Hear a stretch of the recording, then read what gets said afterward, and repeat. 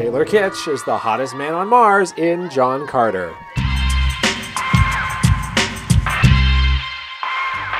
And Kitsch was joined by co-stars Willem Dafoe, Bryan Cranston, and Lynn Collins on the red carpet for the downtown LA premiere Wednesday night. Captain John Carter. As the title character, Kitsch portrays an oft shirtless version of the Edgar Rice Burroughs literary Civil War veteran who's transported to Mars.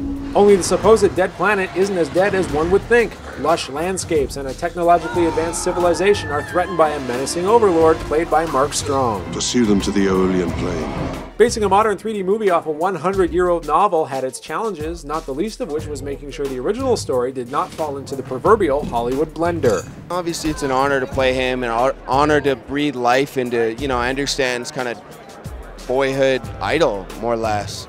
And no one's going to put more pressure on it than myself to kind of breathe life into him. And there is the action, there is the stunts, but at the end of the day, it really is a character-driven story. And that was kind of first and foremost. I believed it's something new. It's not like stuff is just animated in a room somewhere. We're playing the scenes as best as we can. It's not like you keep on saying, oh, we'll do that later. We tried to tell the story and make the movie as best as we could before post even happened. I'm from Virginia. Virginia. John Carter takes place part of the time in Civil War America and part of the time on Mars. So you have to be ready to have your mind expanded when you see John Carter, because it's such a fantastical, special effects film, and yet at the core of it, you really care about these people. John Carter has long been director Andrew Stanton's dream project, and after years of working strictly in the animation end of filmmaking, he was over the moon at having his chance to helm what seems to be the inspiration for much of this past century's great cultural icons. Well, it's literally 100 years old, this book, as of this month. And it's inspired Superman, Flash Gordon, Star Wars, Avatar, so many other things. Nobody's ever stolen from it. Nobody's ever actually done the story. But you can just feel its influence. It's like everybody listened to the Beatles and got influenced, but nobody's heard the source music. And so I think that's the thing. As a fan, I've spent my whole life going, it still needs to be done. It still needs to be put on the screen.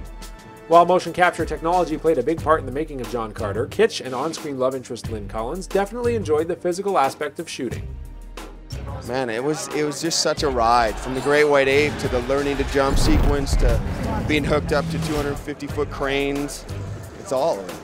Having been trained in karate and had lots of movement at my school at Juilliard, I was like, let's just do this. Let's see how ripped I can get.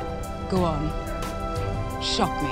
I just think first it's just this journey, and you just got to go with it. You just got to let your mind be plucked, let your heart be plucked, let your soul be plucked, and just go for 2 hours, hard and fast.